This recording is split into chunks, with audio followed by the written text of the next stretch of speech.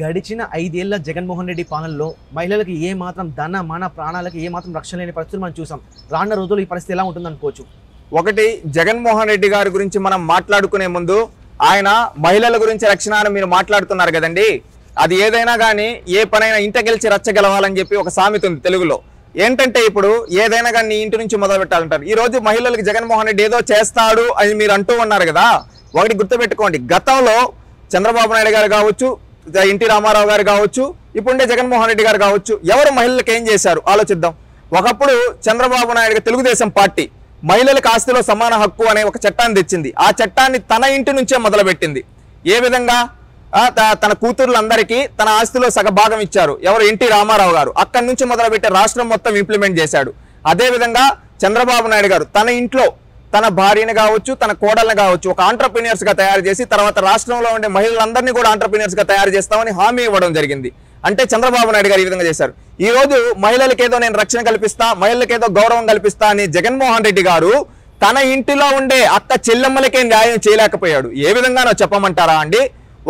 ఒకప్పుడు షర్మిల గారిని ఏమని చెప్పాడు?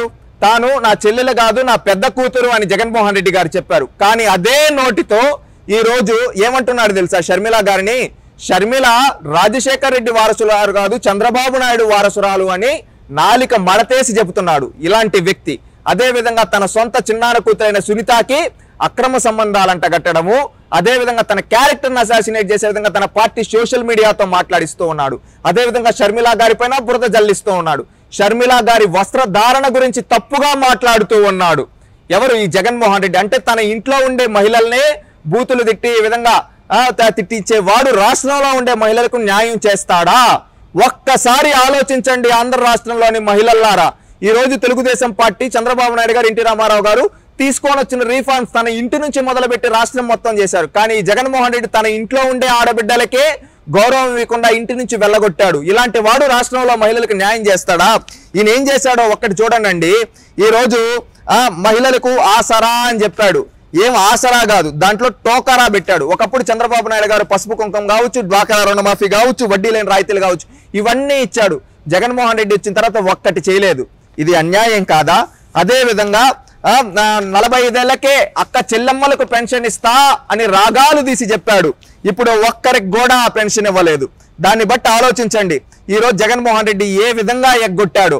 ఇంకొకటి, ఒకప్పుడు మద్యపాన నిషేధం చేసి అక్క చెల్లెమ్మలకు అండగా నిలబడతా అన్నాడు. ఈ రోజు ఒక్కటంటే ఒక్కటి కూడా మద్యపాన నిషేధం చేయకపోగా మద్యపానంలో కల్తీ బ్రాండ్లు తీసుకొని వచ్చి ఎంతో మంది పేదింట్లి ఆడబిడ్డల మాంగళ్యాలు తెంచాడు ఈ జగన్మోహన్ రెడ్డి.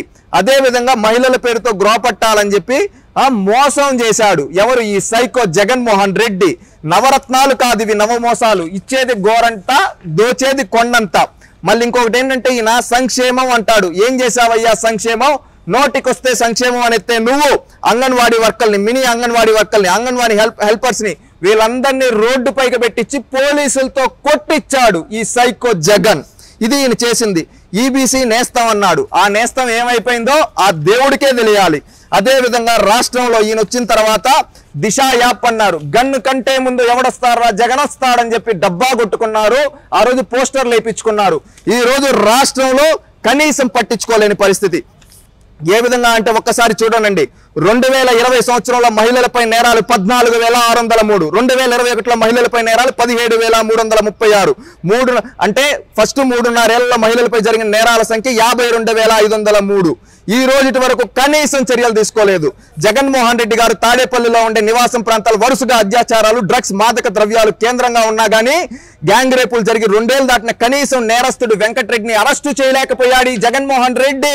అదే విధంగా ఈయన వచ్చిన తర్వాత రాష్ట్రం మొత్తం మీద జరిగినట్టు ఏంటంటే చూడండి, నవరత్నాలు జరగలేదు, నవఘోరాలు నేరాలు జరిగాయి ఈ జగన్మోహన్ రెడ్డి గారి హయాంలో. అక్క చెల్లెమ్మలు అని చెప్పుకునే ఈ జగన్మోహన్ రెడ్డి గారి పాలనలో ఒక్క అక్క చెల్లెమ్మకు కూడా రక్షణ లేదు. ఏ విధంగా అంటే మహిళలపైన వేధింపులు 52,587, ఆత్మ గౌరవానికి భంగంగా 6,604, యాసిడ్ దాడులు 9, గ్యాంగ్ రేపులు 39, అదేవిధంగా మిస్సింగ్లు 22,278, అత్యాచారాలు 3,372, దాడులు 14,438. ఈ విధంగా ఇన్ని జరిగినా కనీసం చర్యలు తీసుకోలేకపోయాడు ఈ ముఖ్యమంత్రి. తల్లిని చెల్లిని తరిమేసిన వ్యక్తి మహిళలకేం న్యాయం చేస్తాడు? పిన్నమ్మ తాళి తెంచినోడు మహిళలకేం రక్షణ చేస్తాడు? కమిషన్ల కకృతి కోసం నాసిరకం మద్యం పోసి మహిళలు తాళి బుట్టిన తెంచినోడు ఏం ఉద్ధరిస్తాడు? అదేవిధంగా లేని దిశా చట్టం పేరుతో ఆడబిడ్డల్ని ఇంకెన్ని రోజులు మోసం చేస్తావు జగన్ రెడ్డి? మహిళలకు రక్షణ కావాలంటే ఈ రోజు రాష్ట్రంలో మహిళలు ఏమంటున్నారు తెలుసా? జగన్ దిగిపోవాలి, చంద్రన్న రావాలి అని ఈ రోజు రాష్ట్రంలో మహిళలు మాట్లాడుకుంటూ ఉన్నారు. ఇది ఆలోచించండి. ఈ విధంగా రాష్ట్రంలో మహిళలను దగా చేసిన దగాకోరు ఎవర్రా అంటే జగన్మోహన్ రెడ్డి అని ఈ రోజు రాష్ట్రంలో ప్రతి ఒక్క అక్క చెల్లెమ్మలు చెబుతూ ఉన్నారు.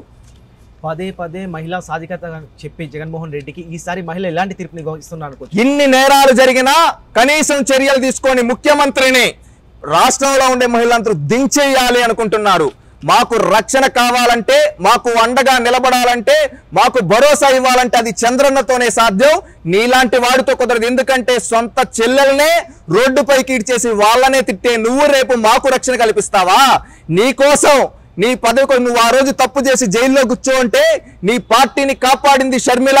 ఆ రోజు పాదయాత్ర చేసి నిలబెట్టింది నీ కోసం, ఆ జీవితాన్ని త్యాగం చేసి ప్రచారాలు చేసింది. అలాంటి చెల్లినే రోడ్డును పడేశావు. మమ్మల్ని లెక్క చేస్తావా జగన్ అని ఈ రోజు రాష్ట్రంలోని మహిళలు అడుగుతూ ఉన్నారు. నువ్వు మాకు న్యాయం చెయ్యవు, నువ్వు దిగిపోతేనే మాకు రక్షణ, నీలాంటి పాలకుడు వద్దు అని ఈ రోజు రాష్ట్రంలో ఉండే ప్రతి ఒక్క మహిళలు అంటూ ఉన్నారు. అందుకే జగన్ దిగిపోతేనే రాష్ట్రంలో మహిళలకి రక్ష, చంద్రన్న రావాలి, మాకు రక్షణ కావాలి అని మహిళలు అంటూ ఉన్నారు. రేపు రాష్ట్రంలో ఉండే మహిళలంతా ఏకతాటిపైకి వచ్చి ఈ సైకో జగన్మోహన్ రెడ్డిని అధపాతాళంలోకి తొక్కడానికి సంసిద్ధంగా ఉన్నారు.